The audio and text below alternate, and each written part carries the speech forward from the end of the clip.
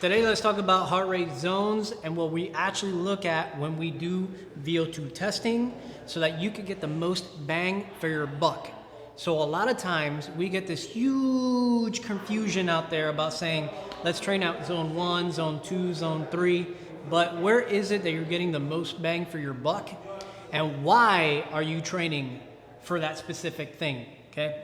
So when it comes to the zones, we actually have 5 different zones, and they get divided into a couple other subsections. So today I'm gonna go over that. Here we have my lovely graph, which is based on intensity. So when we do our VO2, we're actually looking at carbohydrates, this little blue line right here, and fats, our green line right here. So as you get higher on the intensity scale, the way that you produce energy and take energy actually shifts. As you get more intense, carbohydrates is gonna jump up. As you get more intense, fats are actually gonna go down. That's normal, that's what happens in our body. At rest, we burn the most fats. I'll talk about that later in a minute. But when we look at zones, this is how we break it into pieces. So from resting, all the way to just a little bit more than resting,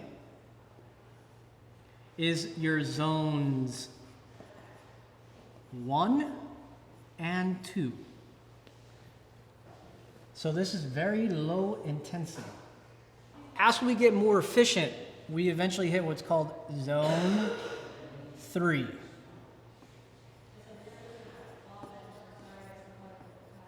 This is where your body actually crosses over fats and carbohydrates. This is the most effective way to train when you're trying to burn the most fats for the longest time.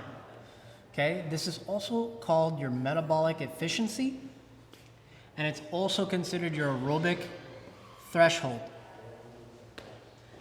These are all synonym to each other, but right here, when it comes to training, it's kind of like a light, moderate run, let's put it like that, versus a very low intensity run. So if you're gonna burn fat, this is the idea. Right here is where you're gonna burn the most fat at the lowest intensity that you can. After that, you eventually get to the point where we hit this thing called RER of 1. It just means respiratory exchange ratio. Basically, the amount of carbohydrates you burn exceed the amount of fats. Or the synonym to that would be that you're taking in more, you're releasing more CO2, carbon dioxide, versus oxygen, which means that you're burning so much of this guy right here that you can't buffer enough. That's how our body works. The more carbohydrates we burn, the more CO2 is released, the more our body needs to buffer out all of that. And what happens is at this point, your body can't buffer anymore. It just can't. You start feeling the burn, you start feeling the ache, and you're just like, ugh. And if you continue on that pace, you eventually hit what's called, in the running world, bunk. You hit the wall, which is not fun. So this is actually broken down into different things. We have this space right here, which is zone 4. This big space between the two. Right? I'm gonna put my little notes over here on the side. So you wanna consider this as moderate intensity. And then this is moderate to high. And then that gets divided into 2 things. Because the next one will be working right at this threshold. You're working right at it. You're super close to it. Your heart rate is right at the point where you're about to cross over to anaerobic, but you're not. This is actually working right at the threshold. So here we're actually calling that anaerobic threshold. If you work right on top of that, that line is actually considered to be zone 5. Zone 5. So at zone 5, this is where you get the most bang for your buck if you're trying to gain some muscle endurance, if you're trying to produce more power, and if you can maintain that. That's where zone 5 is. That's where you're gonna burn the most calories, by the way. Then anything after that. So this is gonna be where you train the most and you can sustain it. For a high velocity, short bursts, you can stay there for about a minute or two if you're really well trained. And then the very last one, which is called 5B, is your max. So maximal means sprints. You're at your max heart limit, you're at the absolute brink of the most you could get out of yourself, and you can only go for a short distance. That's the highest point. So these are basically for my short running athletes, sprinters, side to side, very stop and go. That's where we want to train those.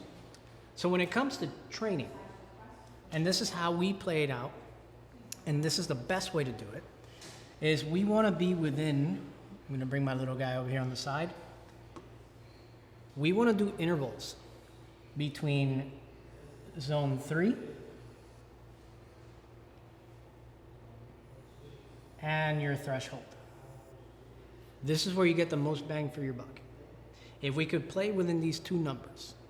Now, on the days that you need to recover just a little bit and you feel like doing something, then yeah, we'll put you over here. We'll put you in zone 1, zone 2.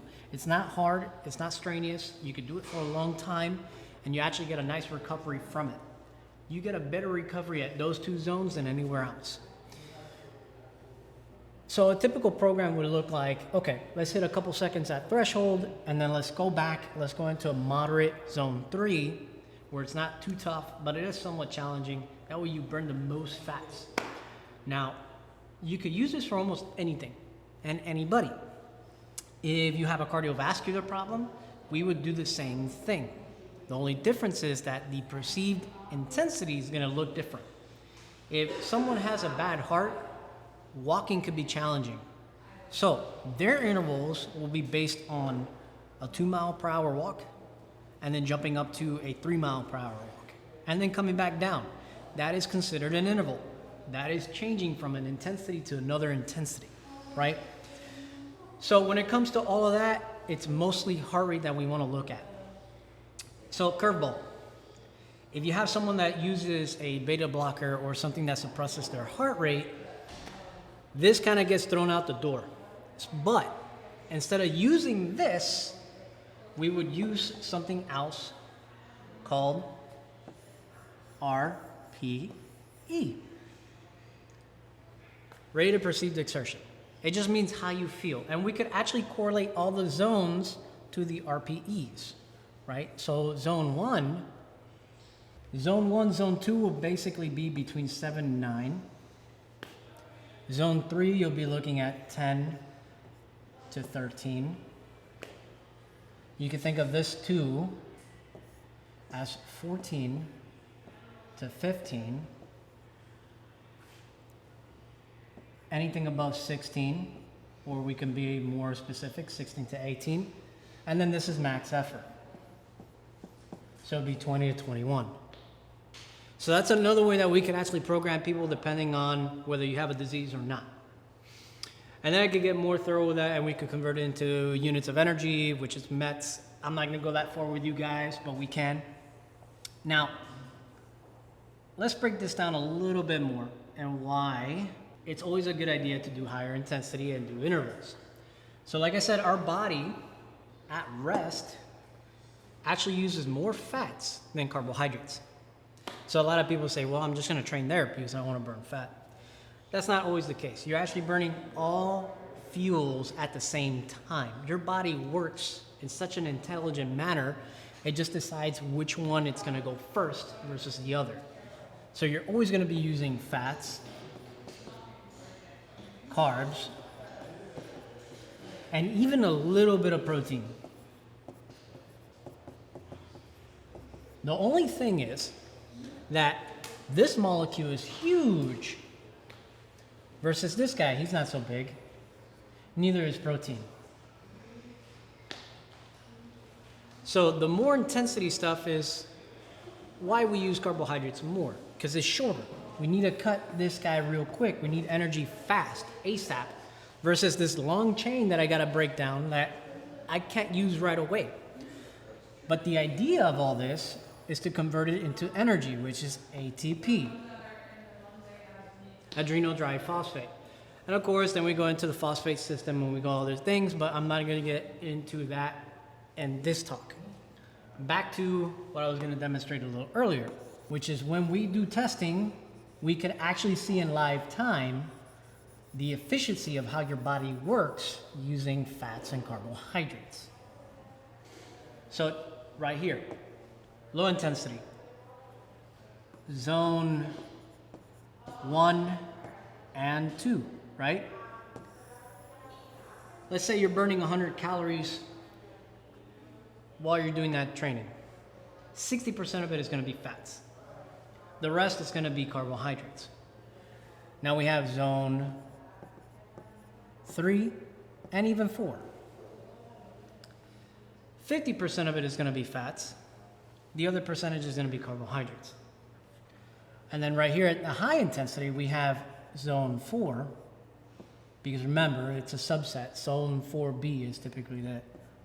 I'm going to put it here. And then zone 5. That's where you're going to burn the most calories, 300 calories overall. You're only going to use 40% fats. So now you'll be saying, well, I'm only going to be using 40% fats on that. Why should I even be training there? Check this out. This is what people don't notice. It's a percentage of the total.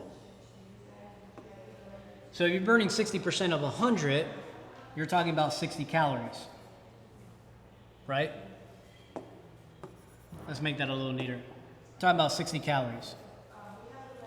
If I'm burning 50% of 200, it's 100 calories. And then if I'm burning 40% of 300, you're burning about 120. So even at the higher intensity, I'm still burning more fats.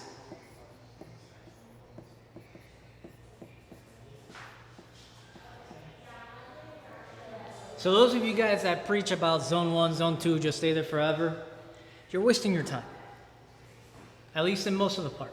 You're wasting your time because you're still going to burn more fats at higher intensity regardless. And when it comes to losing weight, a kilocal is a kilocal. Calorie is a calorie. Carbohydrates, protein, or whatever the case is, it is the same, pound for pound. So, I could get even more in depth about the cannabis and all this. I talked about it in the last video. Not this time. I don't want to get too crazy with it. But in the end, stop wasting your time. Do HIIT training. And then on your recovery days, then you could go into zone 1, zone 2. If you're not, then you just, again, you're wasting your time. You're not doing anything for this.